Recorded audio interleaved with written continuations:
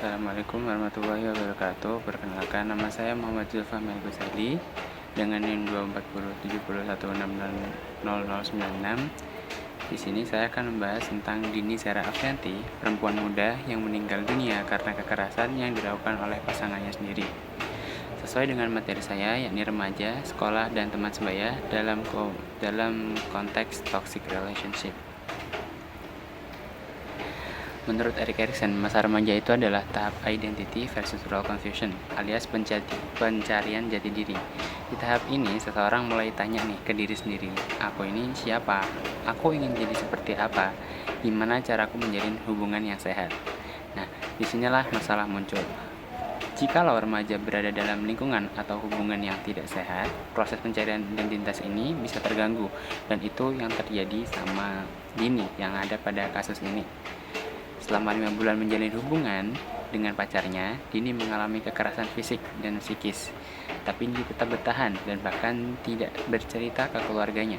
Ini bukan karena dia nggak tahu itu salah, tapi bisa jadi karena tekanan emosional, ketakutan, ataupun manipulasi dari pasangannya sendiri.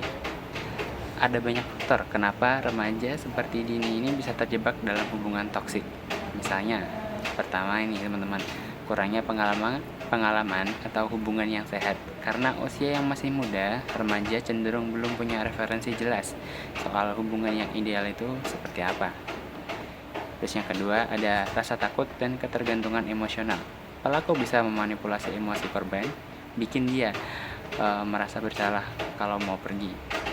Terus yang ketiga, ada persepsi salah tentang cinta.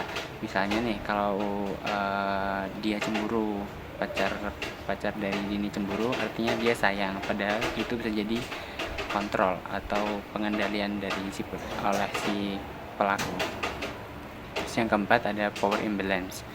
Dalam kasus ini, pelaku adalah anak pejabat DPRD, artinya dia punya kuasa sosial dan ekonomi yang bikin korban merasa makin terpojok.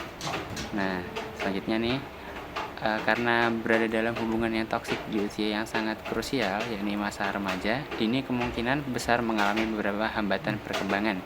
Seperti yang pertama, ada gangguan pada pembentukan identitas diri, dan yang kedua, gangguan emosi dan mental, dan yang ketiga, ada isolasi sosial, dan yang keempat adalah hambatan dalam perkembangan otonomi dan pengambilan keputusan.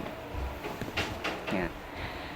Pesan dan moral ini dari kasus Dini Afrianti ada ini teman-teman. Kasus ini menyadarkan kita bahwa hubungan toksik di kalangan remaja itu nyata dan bisa sangat membahayakan. Kita sering mengira kalau kekerasan itu cuma soal fisik, tapi memanipulasi sosial, ancaman halus, dan kontrol pun bisa menghancurkan mental seseorang.